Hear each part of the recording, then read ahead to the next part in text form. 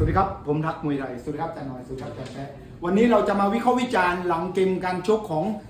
เสือคิมสิทธิ์บอสชาตรีนะครับเสือคิมสิทธิ์บอสชาตรีนะครับเมื่อคืนทำผลงานได้อย่างยอดเยี่ยมนะฮะได้โบนัสแตกด้วย1,700,000โอ้โหได้เงินไปตั้งตัวถ้าผมเป็นนักมวยคนหนึ่งผมอิจฉานะอิจฉาว่าอิจฉาไหมเอามาอิจฉาว่าอิจฉาถ้าผมเป็นนักมวยคนอื่นผมอิจฉานะได้น็อกก็ไม่ได้โบนัสหรือเปล่าก็มีหลายคนครับแต่เอาไม่เป็นไรเงินเขาไม่ใช่เงินเราพูดเป็นน้ำจิ้มนะครับก็ถือว่าเมื่อคืนบอสชาตรีตอบแทน10 ลักด้วยการแจกโบนัส1,700,000นะครับถือว่าเป็นโบนัสที่ต้องบอกว่าตอบแทนที่เขาไม่ทิ้งตัวไม่โดนน็อกเพราะว่านาบิลเนี่ยพยายามอัดเขายก3เยอะมากนะครับอันนี้เรามาเริ่มต้นตั้งแต่ยก1ผมมุมมองผมนะมองว่า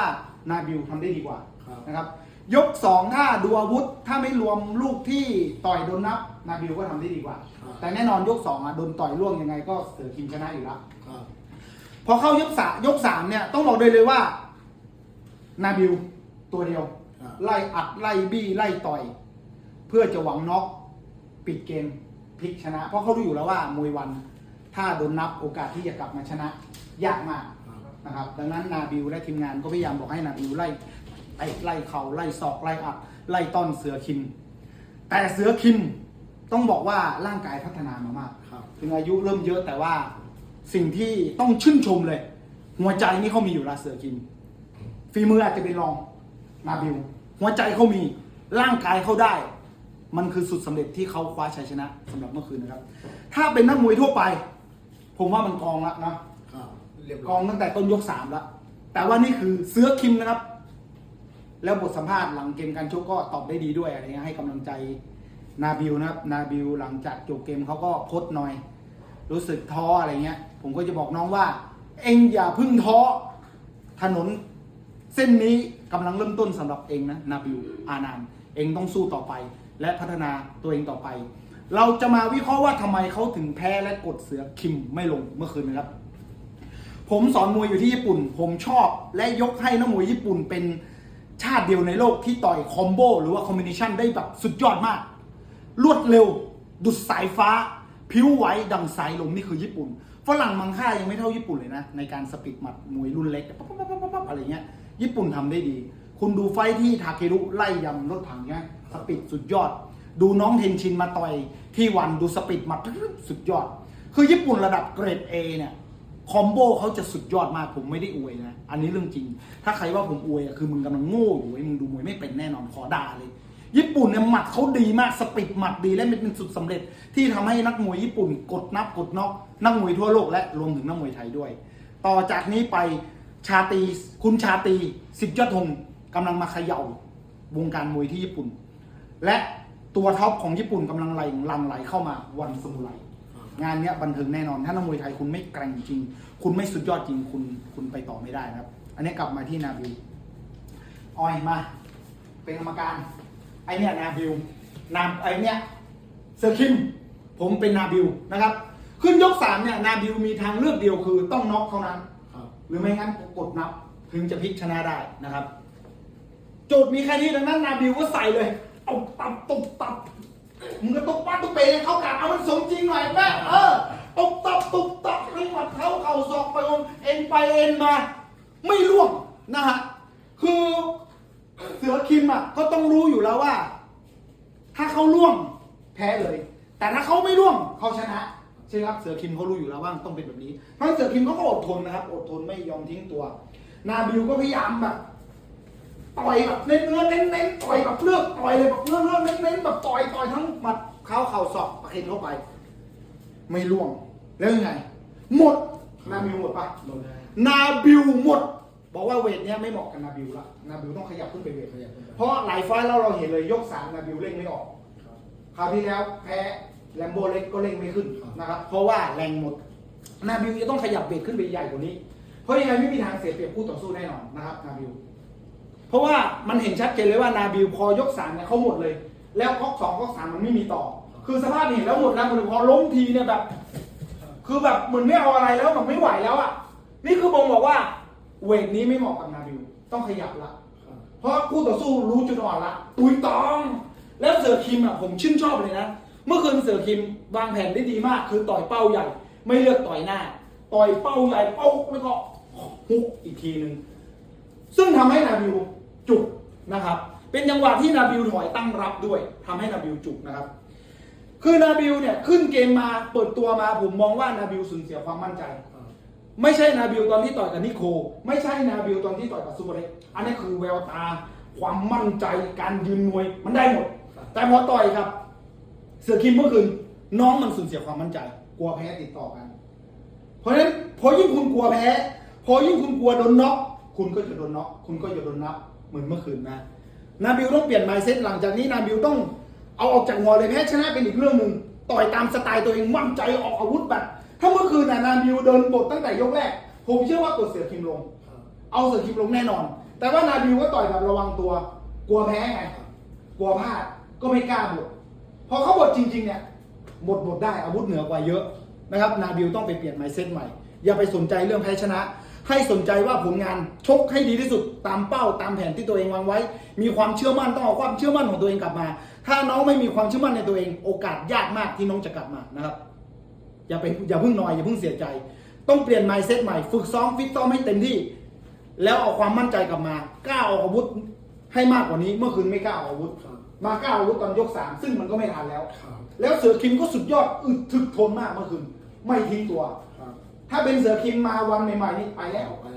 ถ้าเสือคิมตอนมาวันใหม่ๆนี่ไปแล้วแต่เมื่อคืนนี่คือต้องยอมรับว่าเขาแข็งแกร่งมากและฟิตซ้อมมาดีไม่มีอะไรจะเสียแบบที่เขาพูดนะครับสุดท้ายแล้วความทุ่มเทความมุ่งมั่นก็ตอบแทนทำให้เสือคิมได้รับชัยชนะแต่ผมมองว่านาบิวน่าจะชนะเองนะจากนาบิวครับ1จัดแปรนาบิวใช่ไหมครับผมก็มองว่านาบิวสมควรชนะนะเมื่อคืนนะอาวุธเหนือกว่าเยอะถึงแม้เขาจะเสียนับแต่ว่าโดยรวมแล้วภาพรวมผมว่านาบิวต่อยดีกว่าอาวุธเยอะกว่านะครับถ้าเป็นผมเป็นกรรมการผมให้นาบิวชนะนะครับเมื่อคืนแต่ไม่เป็นไรเขาเป็นเสือคิมสิทธิ์สทแต๋วแล้วตอนนี้ก็เป็นเสือคิมสิทธิ์บอชาตีเขาก็ได้รับโบนัสเอานักมวยคนอื่นๆที่ชนะน็อกแล้วไม่ได้โบนัสก็อิจฉากันไปผมก็ยังอิจฉาเลยตั้ง1,700,000ใครไม่อิจฉาใช่ไหมครับใครจะว่าผมคอมเมนต์อิจฉามาเลยผมโคตรอิจฉาเลยแม่ง1,700,000ใครจะไม่อิจฉาใช่ไหมแต่1,700,000อะใครๆก็อยากจะได้ใช่ไหมครับก็กลับมาลูกคอมโบของนาบิวเนี่ยที่พลาดที่กดเสือคิมไม่ลงยังเข้ามาเบรกนะนี่ครับดูนะนาบิวเขาต่อยแบบโปคือเขาต่อยแบบเลือกเป้าแบบไม่ได้คอมโบแบบสปีดแบบญี่ปุ่นมันจึงทำให้เสือคิมเก่งรับได้บล็อกได้เก่งรับ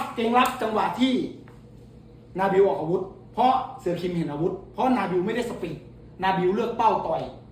ไม่ได้สปีดแบบสายฟ้าแบบนักมวยญี่ปุ่นดังนั้นมันทำให้นาบิวเนี่ยหมดแรงไปด้วยเพราะใช้กำลังเยอะปิดไม่ได้ก็ต้องถอยออกมาล้มทีก็ลุกเกือบไม่ไหวเสือคิมก็อดฝืนกัดฟันสู้ระฆังดังเป้งกูชนะแน่นอนทีนี้แท็กติกนะครับนาบิวน้องไปฝึกใหม่ไปดูการออกหมัดสปีดของพวกญี่ปุ่นทาเกรุเทนชินหรือว่าน้องเทนชินซึ่งกำลังมาแรงถ้าเมื่อไหร่คู่ต่อสู้เซอร์ฉลามเห็นเลือดมาว้าวมึงไม่สมบทบาทใส่แป้งเดี๋ยวมึงมาใหม่ไอ้อ้อยมึงแป้งสมบทบาทนะดูใหม่นะถ้าเป็นนักมวยญี่ปุ่นว้าวใช่ไหมมันจะต้องจบแบบนี้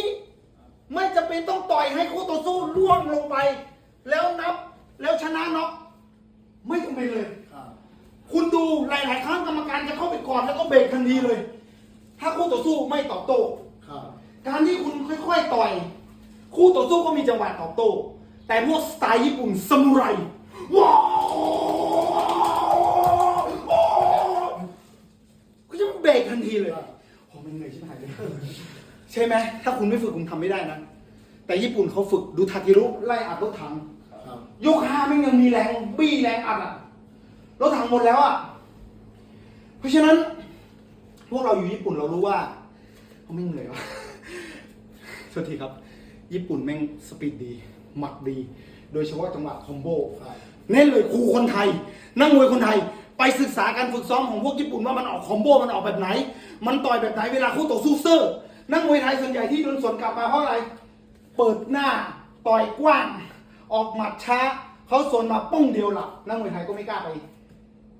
บี้ไม่กล้าไปรวมหมัดแต่ทำไมญี่ปุ่นมันชอบมาก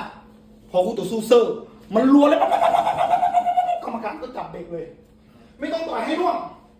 ใช่ไหมครับอาจารย์ออยใช่ไหมอาจารย์แปะนี่คือพวกญี่ปุ่นต่อไปนี้เพราะฉะนั้นนาบิวและน้องๆมวยไทยครูมวยไทยทุกท่านที่เคารพ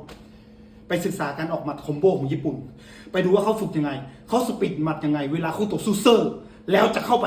จัดการคู่ต่อสู้ยังไงคุณไปศึกษามาแล้วคุณจะเห็นคำตอบนะครับถ้าคุณไม่ฝึกไมซ์เซ็ตบอกว่าทำไม่ได้มันคุณก็แพ้เลิกต่อยไปเลยถ้าไม่ยอมฝึกนะครับนาบิลไปฝึกใหม่นะครับคอมโบสปีดของน้องมันช้ามากมันมีช่องว่างในการออกหมัดดังนั้นจังหวะแต่ละจังหวะเสือคิมเขาเห็นแล้วเขาออกอาวุธโต้มาตลอดนะครับลองไปฝึกดูสปีดคอมโบของญี่ปุ่นอันดับ 1ของโลกผมบอกได้เลยคุณไม่เชื่อไปดูคลิปได้เลยถ้าญี่ปุ่นมันเห็นคู่ต่อสู้เมื่อไหร่อ่ะมันจัดการสังหารได้อย่างรวดเร็วนะครับก็ประมาณนี้ให้กำลังใจนาบิลให้กลับมาแข็งแกร่งกว่าเดิมและก็ขอยินดีกับเสือคิมสิทธิ์บอสชาตรีที่ได้โบนัส1,700,000นะครับยินดีด้วยโคตรอิจฉาเลยนะครับก็เอาเป็นว่าเป็นช่วงระยะสุดท้ายของเสือคิมที่น้องเขาได้โบนัสก็ยินดีจากใจจริงนะน้องเขาจะได้เอาไปทำธุรกิจแล้วก็ต่อยอดสร้างอนาคตของเขาต่อไปหลังจากเกษียณหลังเลิกชกมวยใช่ไหมครับก็ประมาณนี้เนาะก็ประมาณนี้วิเคราะห์ใครคิดเห็นเป็นยังไงก็คอมเมนต์มาพูดคุยกันใครด่ามากูด่ากลับ